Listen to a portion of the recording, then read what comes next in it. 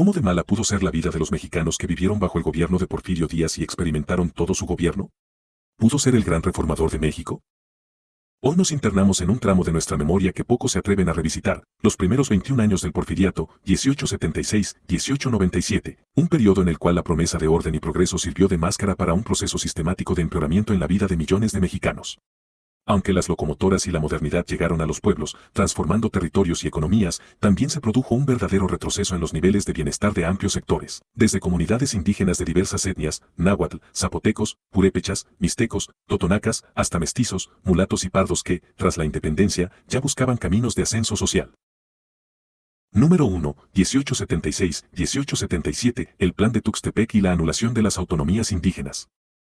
En octubre de 1876, Porfirio Díaz proclamó el Plan de Tuxtepec, argumentando la restitución del orden jurídico, y en febrero de 1877 asumió la presidencia.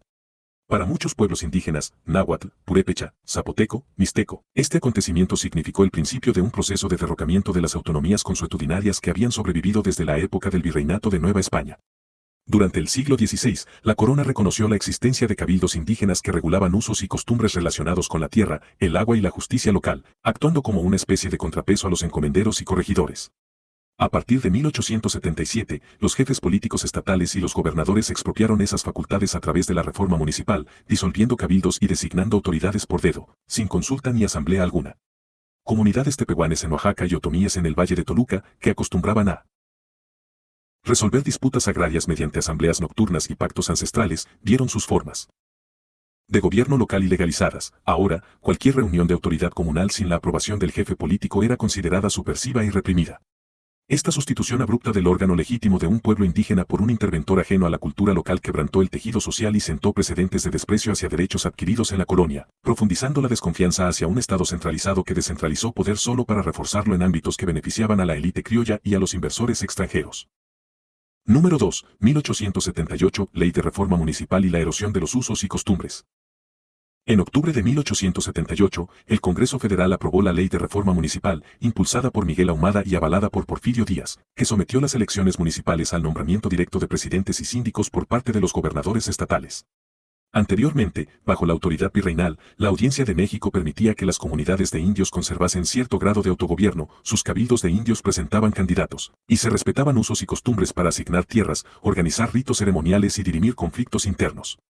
La reforma de 1878 anuló ese sistema al sustituirlo por autoridades de corte centralista que imponían bandos municipales sin considerar la voz de las asambleas comunales. El impacto fue inmediato y devastador. Los consejos tradicionales de pueblos zapotecos en Oaxaca, que cada año definían la rotación de pastizales y organizaban fiestas patronales, perdieron toda legitimidad legal.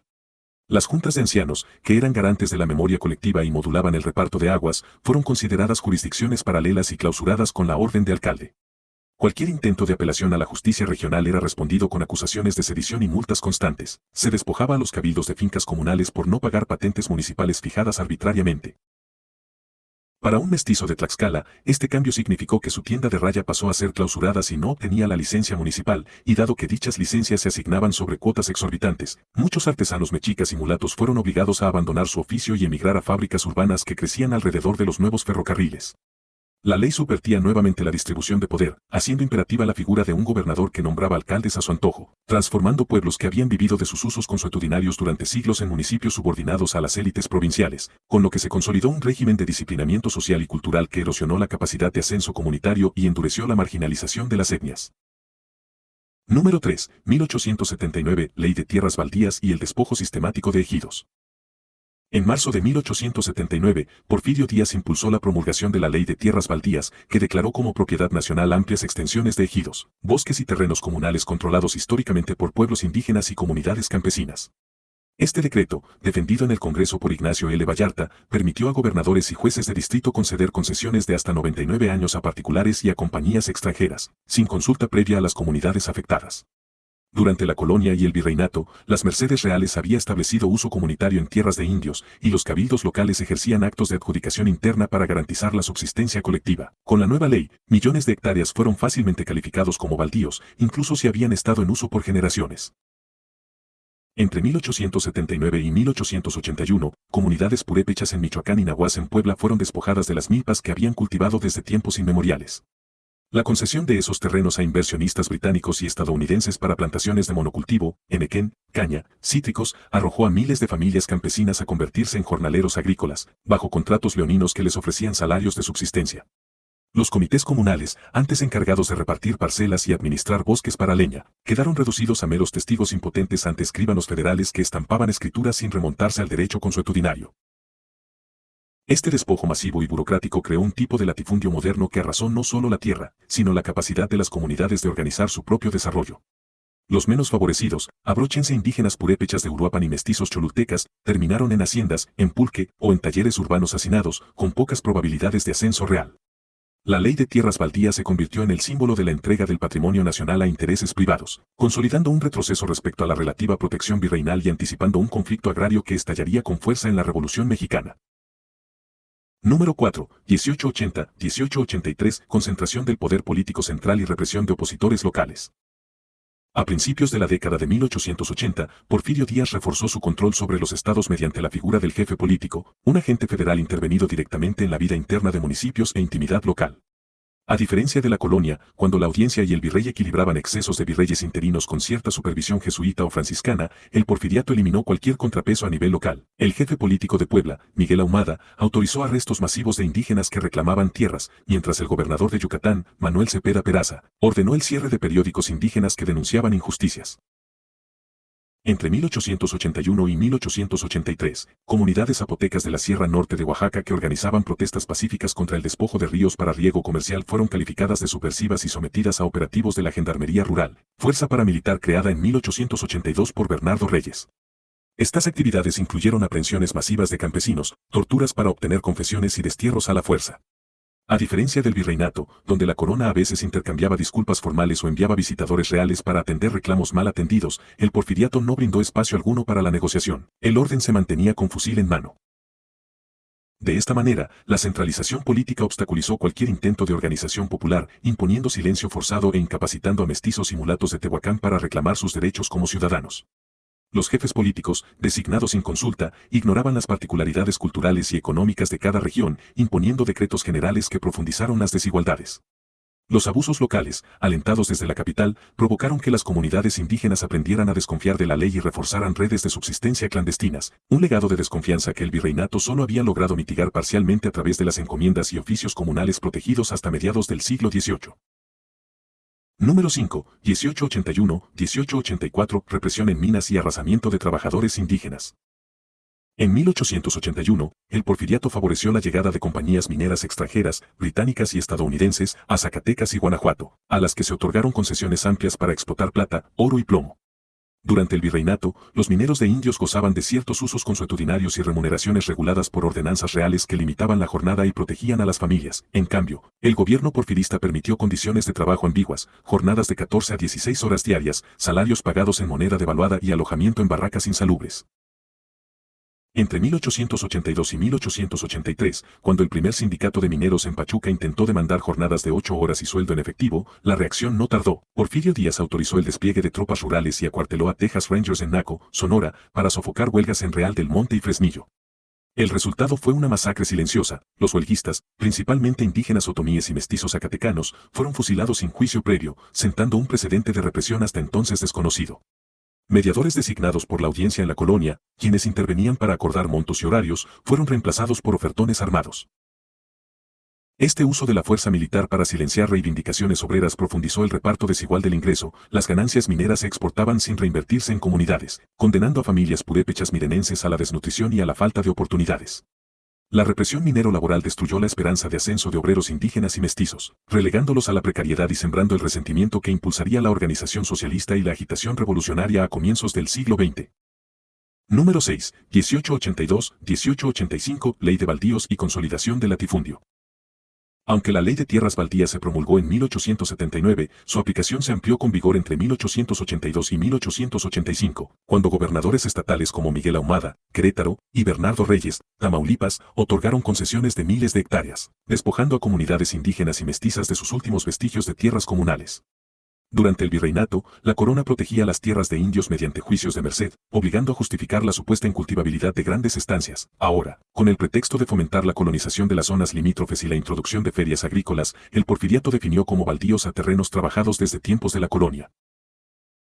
Entre 1883 y 1885, ejidos purépechas de Uruapan y huastecos de Tampico se vieron arrasados en juicios sumarios que desconocieron planos sentados de las mercedes coloniales.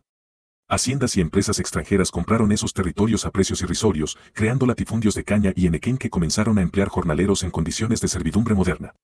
Las familias nahuas del Valle de Atlixco, que antes cultivaban granos para autoconsumo, perdieron el acceso a manantiales y praderas comunales, forzadas a arrendar a precio abusivo parcelas de riego para subsistir. Este despojo sistemático configuró un nuevo régimen agrícola, el latifundio exportador, donde la lógica de monocultivo, orientada a la exportación, marginalizó los cultivos de subsistencia y provocó hambrunas en el Bajío y el centro. El virreinato, a pesar de su explotación de indios, había mantenido un volumen significativo de tierras comunales. El porfiriato arrasó ese equilibrio, generando desempleo masivo en comunidades que antes vivían de la milpa y ahora se convertían en mano de obra barata de ingenios y haciendas, sin posibilidades reales de ascenso social. Número 7, 1884-1886, Código Civil y Aniquilación de la Transmisión Comunitaria de la Tierra. En 1884, el Poder Legislativo promulgó el Código Civil Federal, que estableció el concepto de propiedad individual, la libre disposición de bienes por testamento y la separación de patrimonios conyugales. Durante la colonia, el mayorazgo y las mercedes reales promovían la transmisión de tierras comunales a viudas y huérfanos, los cabildos indígenas regulaban la repartición equitativa entre generaciones. El nuevo código, en cambio, reconoció únicamente la propiedad absoluta de individuos y empresas, invalidando las normas consuetudinarias que protegían a mujeres indígenas y a campesinos sin herederos directos. Entre 1884 y 1886, comunidades mixtecas de Oaxaca y otomíes del Estado de México presenciaron cómo parientes mayores vendían parcelas comunales para saldar deudas de impuestos municipales. Familias purépechas que vivían de huertas comunitarias vieron sus tierras divididas en herencias fraccionadas que, una vez divididas, dejaron de ser productivas y pasaron a manos de hacendados mestizos y mulatos con capital.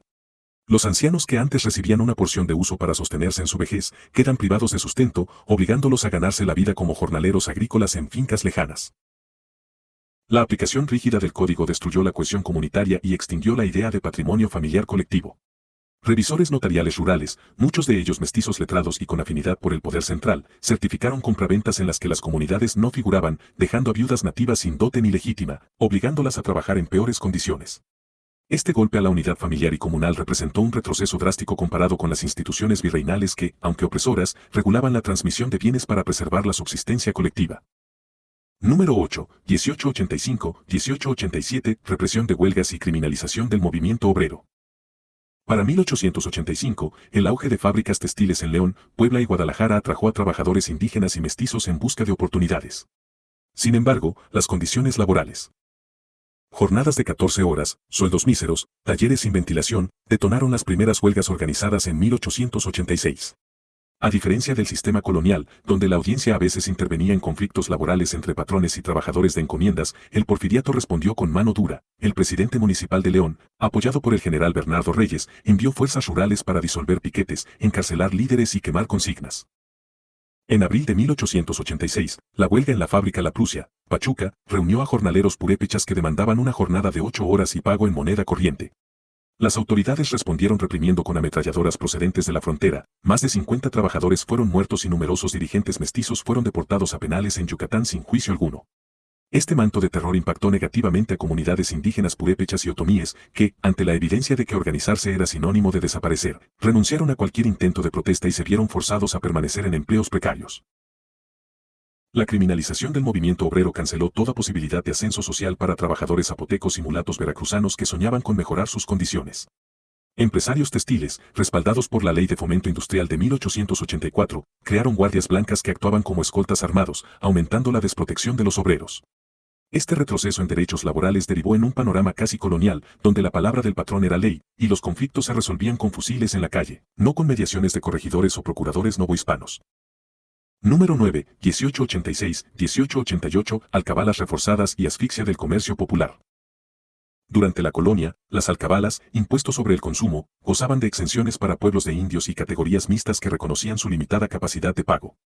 Entre 1886 y 1888, el porfiriato reinstauró y elevó las tasas de alcabala, patentes municipales y permisos sanitarios, encareciendo brutalmente el comercio local de alimentos básicos y artesanías.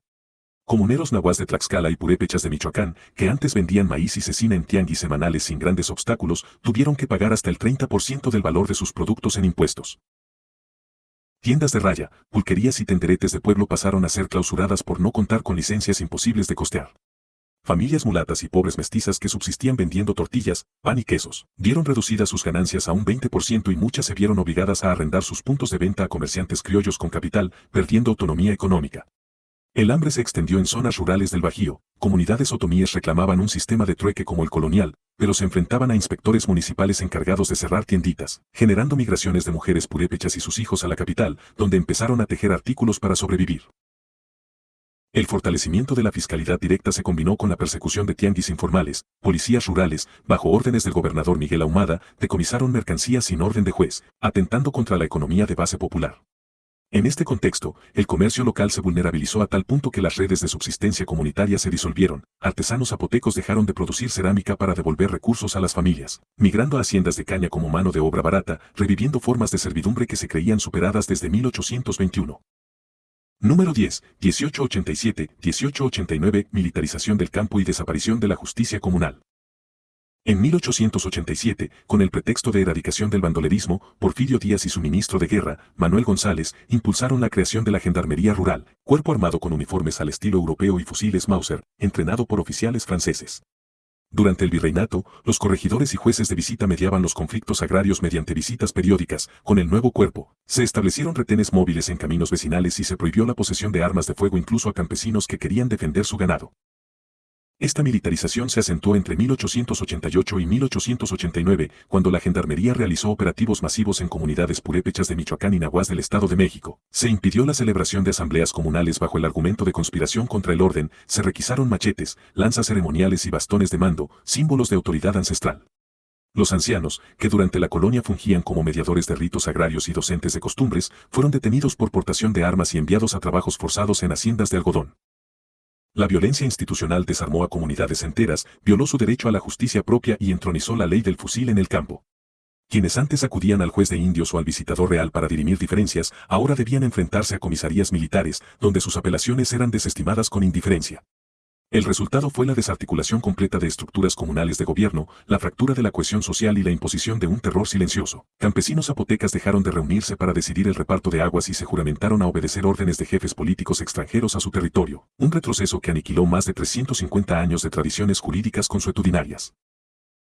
Número 11, 1888, 1890, expropiaciones de haciendas para compañías extranjeras. En 1888, Porfirio Díaz, bajo el manejo de Joaquín Baranda en la Secretaría de Fomento, firmó convenios que expropiaron haciendas de caña, algodón y trigo en Veracruz, Chiapas y Sonora para entregarlas a corporativos británicos y estadounidenses. Mientras en la colonia las haciendas se formaban mediante mercedes reales que respetaban ciertos derechos mínimos para las comunidades de indios, ahora se decretaba la entrega directa de propiedades de siglos a inversionistas foráneos, con apenas una compensación monetaria subvaluada. Entre 1888 y 1890, comunidades celtales de Chiapas y totonacas de Puebla fueron despojadas de más de 50.000 hectáreas cada una, transformadas en plantaciones de cacao y algodón que requerían mano de obra intensiva. Los indígenas, que en la era virreinal tenían derecho de rescate tras arrendamientos temporales, en la práctica de estos tratados vieron sus reclamos ignorados en tribunales estatales plagados de escribanos aliados a los hacendados. Familias mestizas y mulatas que vivían alrededor de los terrenos expropiados acabaron como jornaleros forzosos, recibían una porción de comida al día y un jornal que no alcanzaba ni para comprar sal, perpetuando un sistema de semi-esclavitud. Las compañías traían maquinaria moderna, desintegradoras de hojas, despalilladoras hidráulicas y desplazaron a cientos de campesinos, quienes migraron a zonas urbanas y se sumaron a la mano de obra barata. Este éxodo abrupto generó la creación de mendicidad y hacinamiento en barrios marginados, mientras inversionistas extranjeros exportaban enormes beneficios. El virreinato, a pesar de su explotación, al menos mantenía un equilibrio que permitía a los indios conservar parcelas. El porfiriato, con sus expropiaciones masivas, borró de un plumazo ese mínimo de autonomía territorial. Número 12, 1889, 1891, Código Civil de 1884 y derrumbe de seguridad jurídica comunal.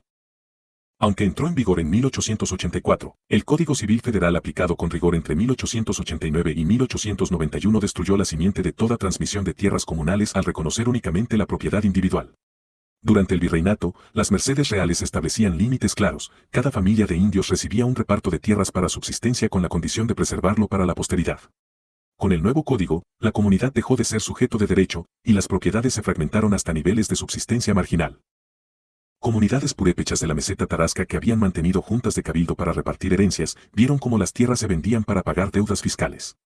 Los proules mestizos, que antes gozaban de cierto blindaje de la audiencia, ahora eran presionados por notarías rurales, cuyos escribanos evaluaban y certificaban la venta de parcelas a precios mínimos para saldar impuestos municipales mucho más altos que en la colonia.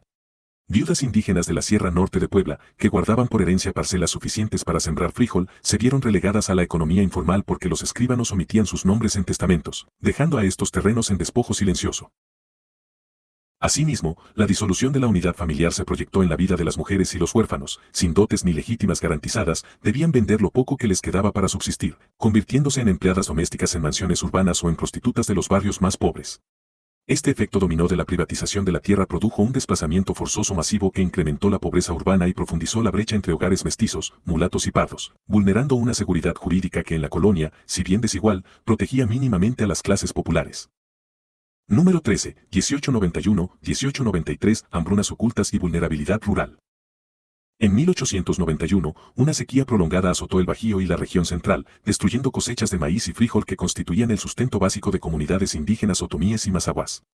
Durante la época colonial, existían graneros píos y cofradías religiosas que mantenían stock de granos para momentos de escasez. El porfiriato, centrado en la exportación de cosechas, impidió que las comunidades retuvieran reservas, forzándolas a vender todo para pagar los impuestos crecientes. Al llegar la hambruna, el gobierno minimizó las cifras, se registraron 50.000 muertes por inanición y enfermedades relacionadas según informes confidenciales de la Secretaría de Fomento, pero la prensa oficial las redujo a efectos secundarios de sequía excepcional. Comunidades zapotecas de la Sierra Sur se vieron abocadas al canibalismo en los casos más extremos, y los pozos de agua seca provocaron brotes de disentería. Los curanderos purépechas, que durante el virreinato habían sido primera línea de atención a epidemias, fueron perseguidos por médicos oficiales que los acusaron de promover supersticiones y de obstaculizar la aplicación de sueros importados. Mientras Luis Terrazas, gobernador de Chihuahua, redirigía recursos a proyectos mineros en Parral, los campesinos del Bajío morían de hambre sin atención alguna. La ausencia de respuesta estatal y la represión de ayuda solidaria, hasta militares impidieron el reparto de hojas de maíz y semillas, condenaron a miles a la muerte, y las familias que sobrevivieron quedaron tan debilitadas que jamás volvieron a producir excedentes. Este episodio reveló el inhumano costo del porfiriato y sus prioridades extractivas, marcando un retroceso brutal en la seguridad alimentaria que la corona española apenas había logrado paliar con obras de caridad. Número 14, 1892-1894, Ley de Aguas y Control Empresarial del Recurso. En 1892, la aprobación de la Ley General de Aguas consolidó el control estatal sobre fuentes hídricas y, de facto, habilitó la entrega de concesiones a empresas privadas, en abierta contradicción con la tradición novohispana de uso comunitario. Antes, las comunidades indígenas manejaban manantiales comunitarios bajo el cuidado de mayordomos de riego, nombrados en asambleas de cabildo. Ahora, ingenieros agrónomos del porfiriato dictaminaron que amplios territorios de riego pertenecían a la nación, otorgando licencias para uso exclusivo a hacendados y corporativos agrícolas nacientes. Entre 1892 y 1894, comunidades nahuas de Hidalgo y purépechas de Michoacán vieron cómo el agua para sus milpas pasó a estar controlada por ingenios de azúcar y plantaciones de cítricos de capital foráneo. Las viejas acequias, construidas en la colonia con mano de obra servil, quedaron obsoletas ante las presas de mampostería y los canales de irrigación financiados con bonos estatales, pero solo beneficiaron a quienes tenían recursos para pagar tarifas prohibitivas. Los campesinos que dependían de riego por gravedad tuvieron que comprar agua a sobreprecio o migrar a las ciudades en busca de empleos estacionales, perdiendo no solo su sustento económico, sino también las prácticas rituales ligadas a la siembra que antes administraban los mayordomos de agua designados en asamblea comunitaria. El resultado fue una disminución radical de la producción de subsistencia, que provocó que comunidades indígenas zapotecas, acostumbradas a 3 ciclos de cultivo anuales, apenas lograran un ciclo con los excedentes disponibles, a merced de las tarifas de consorcios agrícolas. Asimismo, los jugosos contratos de concesión aterrizaron inversiones en plantaciones de exportación, pero condenaron a pequeños productores a la pobreza y a la precariedad laboral, acentuando la desigualdad entre regiones irrigadas por proyectos estatales y las que quedaron al libre albedrío de la sequía. Número 15, 1893-1895, represión de la prensa y criminalización de la disidencia.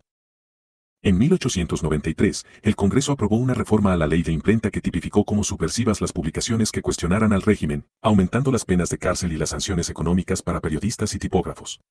Durante el virreinato, la imprenta era custodio de la Casa de la Contratación y de las órdenes religiosas, pero coexistía con el trabajo de cronistas y alumnas de conventos. Ahora, la censura porfirista dejó a las voces rurales y a las plumas criollas sin vías legales de expresión.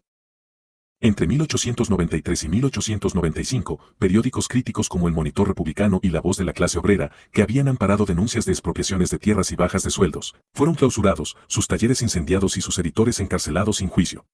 En Guanajuato, un grupo de periodistas mestizos fue torturado para revelar contactos con obreros huelguistas de León. En Oaxaca, impresores indígenas fueron multados con sumas equivalentes a varios años de jornal y forzados a cerrar sus talleres. Durante este periodo, se impuso la práctica de la autocensura. Periodistas mulatos y pardos evitaban publicar información sobre protestas rurales, sabiendo que la gendarmería rural podía clausurar imprentas y encarcelar tipógrafos. Este cerco informativo ahogó la posibilidad de articular movimientos sociales amplios y dejó a comunidades purépechas y nahuas sin canales para alertar sobre la violencia gubernamental. El resultado fue que, cuando estallaron conflictos agrarios en 1896, no hubo crónicas locales que neutralizaran la propaganda oficial. El silencio impuesto marca una extensión del autoritarismo virreinal, donde la disidencia se pagaba con censuras coloniales, solo que ahora respaldada por sanciones penales más severas y un aparato policíaco más preparado. En conclusión, a lo largo de estos 16 datos, hemos recorrido cómo, desde 1876 hasta 1897, el porfiriato transformó silenciosa y sistemáticamente la vida de indígenas, mestizos, mulatos y pardos en un descenso que, en muchos casos, superó las arbitrariedades del virreinato de Nueva España. Aunque se promovía la modernidad con ferrocarriles y telégrafos, esa modernización vino acompañada de latifundios voraces, represión en minas y fábricas, expropiaciones territoriales y censura brutal.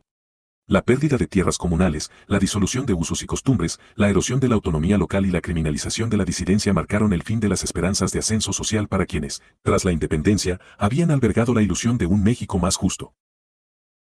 Este análisis lineal demuestra que los primeros 21 años del porfiriato fueron, para millones de mexicanos, un tiempo de empeoramiento sistemático. Por cada kilómetro de vía férrea que unió pueblos, se construyó también una pantalla autoritaria que silenció a los caudillos locales. Por cada hospital público inaugurado, se clausuraron misiones rurales que brindaban apoyo ancestral, y por cada escuela abierta, se cerraron puertas a la movilización política.